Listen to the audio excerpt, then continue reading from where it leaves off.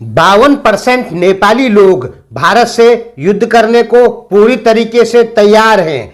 दूसरा, नेपाल भी north Korea, चीन, पाकिस्तान, बांग्लादेश के उस ग्रुप में गुपचुप रूप से शामिल हो गया है जो ग्रुप इंडो पैसिफिक यानी क्वाड का विरोध करता है। तो कह सकते हैं कि क्वाड के विरोध में नेपाल, चीन, पाकिस्तान और नॉर्थ कोरिया का गठजोड़ बन चुका है।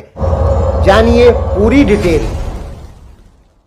नमस्कार प्रिय नेपाली मित्रों, दोस्तों, हमने एक छोटी सी वोटिंग करवाई, उसमें 52% नेपालियों का कहना है कि हम भारत से युद्ध के लिए तैयार हैं। ठीक है दोस्तों। अब दोस्तों एक बात और है कि नेपाल भी उसी ग्रुप का सदस्य बन चुका है जो ग्रुप यानी उत्तरी कोरिया, चीन, पाकिस्तान, बांग्लादेश, नेपाल का एक गठजोड़ बन गया है। यानी इस गठजोड़ में नेपाल चुपके से शामिल हो गया है जो इंडो पैसिफिक यानी क्वाड के विरोध में है। दोस्तों, क्वाड जो है वो चाइना की उग्र नीतियों के विरोध में है, ना कि चाइना के विरोध में। इसमें भी दो राय है। भारत जो है वो चाइना की उग्र नीतियों पर रोक लगाना चाहता है, इसलिए क्वाड में शामिल होना चाह रहा है या होने की बात कर रहा है। ठीक है। और अमेरिका जो है वो चीन की सैन्य पावर को कमजोर करना चाहता है, इसलिए क्वाड को बनाना चाह रहा है। भारत चीन की उग्र नीतियों को रोकना चाहता है और चीन जो अपनी अर्थव्यवस्था से दुनिया को ढका रहा है उस पर रोक लगाना चाह रहा है। भारत चाहता है कि पूरी दुनिया चीन से ही सामान ना खरीदे बल्कि हमसे भी खरीदे। भारत चीन की आर्थिक नाकेबंदी करना चाहता है और अमेरिका चीन की आर्थिक और सैनिक दोनों नाकाबंदी करना चाहता है। तो भारत जो है वो चीन के लिए कुछ अलग सोचता है और अमेरिका अलग सोचता है। यानी क्वाड पर भी भारत और अमेरिका में भारी मतभेद हैं। भारत केवल चीन की आर्थिक नीतियों को, आर्थिक उग्र नीतियों को रोकना चाहता है क्योंकि भारत की इंडस्ट्रीज इससे पूरी तरीके से तबाह हो जाएगी। और इंडो पैसिफिक रीजन में भारत चीन की सैन्य पावर को कुछ ना कुछ रोकना चाहता है, लेकिन अमेरिका चीन की सैन्य पावर को पूरी तरीके से खत्म ही करना चाहता है। इसलिए अमेरिका और भारत के बीच में क्वाड को लेकर भी बहुत ज्यादा मतभेद है। ये चीजें नेपाल के विश्लेषक लोग आपको नहीं बताते हैं।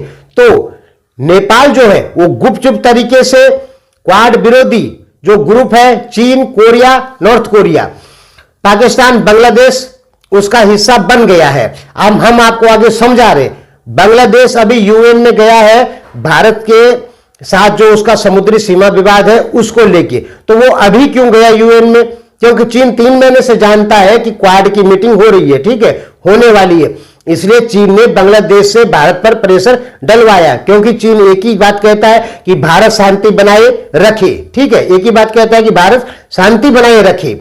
यानी भारत पे प्रेशर चीन डाल रहा है कि आप क्वाड में शामिल मत हो। इधर पाकिस्तान और नॉर्थ कोरिया अपने यहां परमाणु रिएक्टर, एक ही तरीके के परमाणु रिएक्टर चालू करने वाले हैं। इस पर बता नहीं सकते क्योंकि ये बहुत लंबी हो जाएगी फिर वीडियो। आप ये समझे कि नॉर्थ कोरिया और पाकिस्तान के बीच में भीतर ही भीतर परमाणु डील हो चुकी है। ठीक है। यानी भारत पर चीन द्वारा बहुत भारी प्रेशर।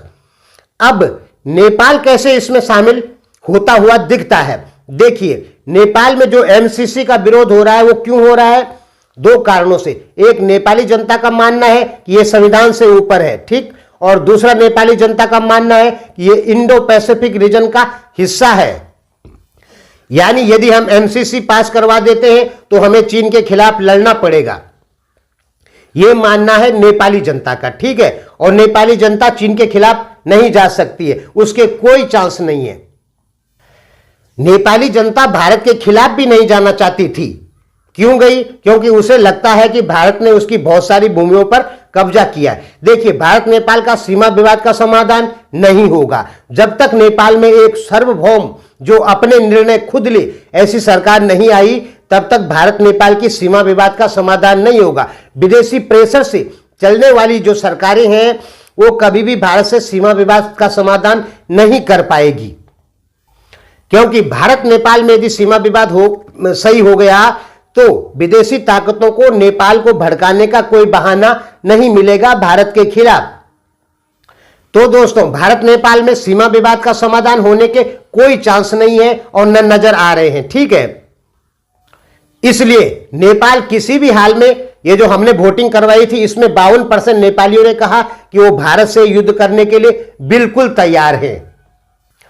आप ये मानकर चल सकते हैं कि नेपाल भारत से लड़ने के लिए बिल्कुल तैयार है। उधर चीन भी तैयार है, पाकिस्तान भी तैयार है, नॉर्थ कोरिया भारत से लड़ने के लिए तैयार नहीं है और बांग्लादेश भी भारत से लड़ने के लिए तैयार नहीं है। लेकिन बांग्लादेश जो है वो अभी बचा हुआ देश है, वो चीन के प्रेशर में है, लेकिन सब बात चीन की मानेगा ऐसा संभव नहीं है, ठीक है। उत्तरी कोरिया वही करेगा जो चीन चाहेगा, चीन बोलेगा ऐसे कर तो वैसे ही करेगा। जितने भी उत्तरी कोरिया अमेरिका पे प्रेशर डालने के लिए न्यूक्लियर टेस्ट करता है वो सब चीन के बोलने पर होते हैं, ठीक है। तो दोस्तों, नॉर्थ कोरिया भी वही करेगा जो चीन चाहेगा, पाकिस्तान भी वही करेगा जो चीन चाहेगा। अब आपने 4-5 महीने पहले सुना होगा, ग्लोबल टाइम्स में कहा गया था कि भारत और चीन के बीच में यदि टकराव होता है तो भारत को नेपाल की सेना से भी लड़ना पड़ेगा। दोस्तों, ये न्यूज़ शायद नेपाल में नहीं आई थी या कुछ विश्लेषकों ने कहा होगा तो अलग बात है, लेकिन ये चीन ने ग्लोबल टाइम्स में छापा था। आप सर्च करेंगे तो आपको कहीं ना कहीं जरूर मिल जाएगा। यानी अब चीन को पूरा भरोसा हो गया है कि वो नेपाली सेना का उपयोग भारत के खिलाफ कर सकता है और बहुत आसान है नेपाली सेना का प्रयोग भारत के खिलाफ करना, क्योंकि जब चीन और भारत के बीच में लड़ाई होगी तो उस समय भारत काला पानी में हैवी डिप्लॉय करेगा अपनी आर्मी की, ठीक है, बहुत ज्यादा सेना वहां पर भेजेगा। तो नेपाल में तुरंत समाचार फैलाए जाएंगे सोशल मीडिया द्वारा कि भारत नेपाल को कब्जा करने के लिए आ रहा है। बिल्कुल ऐसा ही होगा। नेपाल तो अभी कह रहा है कि 300 अमेरिकी फोर्स आ चुकी है काला पानी में, जबकि ये 100% झूठ है, ठीक है। जब अभी हम देख रहे हैं कि इतना खराब माहौल एक झटके में बन जाता है, भारत के खिलाफ 2 दिन में बन जाता है, तो काला पानी में यदि भारत अपनी सेना भेजता है चीन को काउंटर करने के लिए, तो कितना खराब और कितना गलत माहौल बन जाएगा नेपाल में भारत के खिलाफ। यानी नेपाल की जनता सीधे सड़कों पर उतर आएगी, अभी उतर रही है सड़कों पे। यदि भारत काला पानी में सेना भेज देता है, बड़ी सेना, ठीक है, जो चीन से युद्ध लड़े, तो नेपाल की जनता तो पूरी सड़कों पे उतर जाएगी और सरकार को इतना प्रेशर दे देगी जैसे अभी दे रही है। नेपाल की जनता की प्रेशर में नेपाल की देवबा सरकार आ चुकी है, इसलिए एमसीसी पास नहीं हुआ। आप समझ रहे होंगे। तो यदि भारत बहुत बड़ी आर्मी लेके काला पानी में जाता है तो नेपाल की जनता सड़कों पे उतर के बहुत ज्यादा विरोध करेगी। इसलिए नेपाल में कोई भी पार्टी शासन करेगी, चाहे माओवादी हो, चाहे समाजवादी हो, चाहे देवबा की सरकार हो, किसी भी पार्टी की सरकार होगी, या तो उसको गिरा देगी या उसको अपनी 1.5 लाख की आर्मी को भेजना पड़ेगा काला पानी बॉर्डर में भारत के सामने। मतलब आप ये जान लीजिए कि भारत चीन की लड़ाई जब होगी तो उस समय नेपाल से भारत की लड़ाई अपने आप हो जाएगी, क्योंकि भारत काला पानी में सेना भेजेगा, इसका विरोध नेपाल में होगा। नेपाल के पहाड़ी समुदाय की सारी जनता सड़क पर उतर जाएगी और अपनी सरकार पर प्रेशर डालेगी कि हमारी जो 95,000 एक्टिव आर्मी और लगभग 50,000 रिजर्व आर्मी जो है उसको बॉर्डर पर भेजे।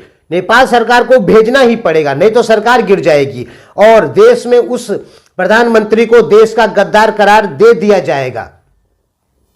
और नहीं भेजेगी तो चीन एक छोटा सा बम फेंक देगा इधर नेपाल के बॉर्डर के पार, यानी नेपाल में फेंक देगा और सीधे मीडिया बताएगी कि भारत ने फेंक दिया, भारतीय सेना आ गई अब नेपाल को कब्जा करने के लिए। बिल्कुल यही कहा जाएगा और तब नेपाली सेना को जाना ही पड़ेगा। दोस्तों, हम सच कह रहे हैं, यही होने वाला है भविष्य में। जब भारत चीन की लड़ाई होगी, जब भारत चीन की लड़ाई होगी तो नेपाली सरकार को, नेपाल के जो सत्ताधीश होंगे उस समय जो सत्ता चला रहे होंगे, उनको ना चाहते हुए भी जनता के प्रेशर में अपनी सेना को ऑर्डर देना पड़ेगा कि आप भी भारत पे अटैक कर दो चीन के साथ मिलकर। यह बिल्कुल कन्फर्म है, ऐसा होगा ही होगा। नेपाल की जनता अपनी मीडिया पर, सोशल मीडिया पर भी भरोसा करती है, ठीक है, उसकी सोशल मीडिया कुछ भी कह देती है, उसी पर भरोसा कर लेती है। अभी कहा था कि नॉर्थ कोरिया के किम जोंग ने नेपाल के लिए कहा कि काला पानी नेपाल का है, ये न्यूजें आ रही थी, जबकि ये न्यूज सरासर गलत है, 100% झूठ है। ऐसी कोई न्यूज हमें नहीं मिली और न ही नॉर्थ कोरिया ऐसा कभी कह सकता है। वो भारत के खिलाफ आसानी से नहीं जाता है। भारत और नॉर्थ कोरिया के बीच कुछ संबंध ठीक है और नॉर्थ कोरिया लेके और किम जोंग तक भारत का हमेशा समर्थन करता आया है। 1998 में परमाणु परीक्षण किया तो भी नॉर्थ कोरिया ने सबसे पहले भारत को बधाई दी और 1974 में परमाणु परीक्षण भारत ने किया तो भी नॉर्थ कोरिया ने सबसे पहले भारत को बधाई दी। नॉर्थ कोरिया की जनता भारत को दुश्मन नहीं मानती है, लेकिन नॉर्थ कोरिया को चीन के इशारों पे चलना ही पड़ता है, नहीं तो किम जोंग की सरकार गिर जाएगी। आप सीधा ये समझें कि भारत में जो नॉर्थ कोरिया के विरोध में बोला जाता है वो पेड मीडिया होती है और नॉर्थ कोरिया को जानबूझ के भारत का दुश्मन बनाने की बात करती है। ठीक है, नॉर्थ कोरिया भारत का कहीं कोई दुश्मन नहीं है, क्योंकि ना हमारी सीमाएं मिलती है, ना समुद्र मिलता है, ना भारत वहां जा सकता है, ना नॉर्थ कोरिया भारत आ सकता है। इसलिए नॉर्थ कोरिया से भारत को कोई मतलब नहीं है। तो आप सीधा ये समझें कि जब भारत चीन की लड़ाई होगी तो नेपाली मीडिया का काम एक ही होगा कि भारत ने नेपाल पे अटैक कर दिया, यही कहेगी। ये गारंटी है और 100% गारंटी है और तब नेपाली सेना को भी चीन के साथ मिलकर भारत से लड़ना ही पड़ेगा। आपकी मीडिया ने एमसीसी फ्लॉप करवा दी, ठीक है, अब भले ही वो विदेशी प्रेशर में करवाई या कैसे भी करवाई, ठीक है। एमसीसी अब घातक है नेपाल के लिए कि फायदेमंद है, इस पर भी बात नहीं हो रही। वैसे एमसीसी से क्या है कि भारत और चीन के बीच संबंध ज्यादा बिगड़ेंगे, ठीक है, भारत चीन के बीच संबंध ज्यादा बिगड़ेंगे, लड़ाई होगी तो सोच लीजिए भारत चीन जब लड़ेंगे और नेपाल बीच में आएगा तो क्या हो सकता है, ठीक है, क्योंकि भारत चीन बड़े देश हैं। आप इनकी जनसंख्या ही देख लीजिए कितनी है। यानी नेपाल में आप ये समझें सीधे कि नेपाल में एमसीसी पास होती है तो वो भारत चीन संबंधों को भारी नुकसान पहुंचाएगी, ये तो लगभग क्लियर है, ठीक है। लेकिन एमसीसी से नेपाल को कुछ फायदे भी तो हैं। हमने बताया था कि नेपाल बहुत ज्यादा बिजली बना पाएगा एमसीसी से। चलिए वो उसको छोड़ दीजिए कि एमसीसी फायदेमंद है कि नुकसानदायक है, लेकिन एमसीसी इंडो पैसिफिक का हिस्सा है, इसलिए नेपाली जनता एमसीसी के विरोध में है। सीधा कहें तो नेपाली जनता ही इंडो पैसिफिक के विरोध में है, क्वाड के विरोध में है। और चीन को मौन समर्थन नेपाल की तरफ से जा रहा है कि हम क्वाड के विरोध में हैं। नेपाली जनता की तरफ से मौन समर्थन चीन को है कि क्वाड के विरोध में हम भी हैं और इसमें कोई संदेह भी नहीं है। नेपाल की जनता इंडो पैसिफिक के विरोध में ही है, यानी क्वाड के विरोध में ही है। तो कह सकते हैं दोस्तों इस पर ज्यादा बहस करना ठीक नहीं है। आप केवल इतना समझ लीजिए और आप अपने दिलों से भी ये जानते हैं कि नेपाल की जनता इंडो पैसिफिक के विरोध में है, ये बात आप अच्छे से जानते हैं, ठीक है। और जो इंडो पैसिफिक के विरोध में है उनमें नॉर्थ कोरिया भी है, चाइना भी है, पाकिस्तान भी है और थोड़ा थोड़ा बांग्लादेश भी है, क्योंकि अभी वो भारत के खिलाफ गया है यूएन में, और नेपाल भी है। तो आप साफ और सीधा समझ लीजिए कि नेपाल की जनता का समर्थन इंडो पैसिफिक के विरोध में है, यानी इंडो पैसिफिक के विरोध में, क्वाड के विरोध में चीन, कोरिया, पाकिस्तान को जाता है नेपाली जनता का समर्थन। और नेपाली जनता अभी इतनी उग्र हो चुकी है कि अपनी उसकी जो सरकार है उसको भी नेपाली जनता के कहने पर चलना पड़ता है, नहीं तो प्रधानमंत्री देवबा कब की एमसीसी पास करवा चुके होते। लास्ट में हम यही कहना चाहते हैं कि नेपाल को किसी भी युद्ध में नहीं उलझना चाहिए और गुटनिरपेक्ष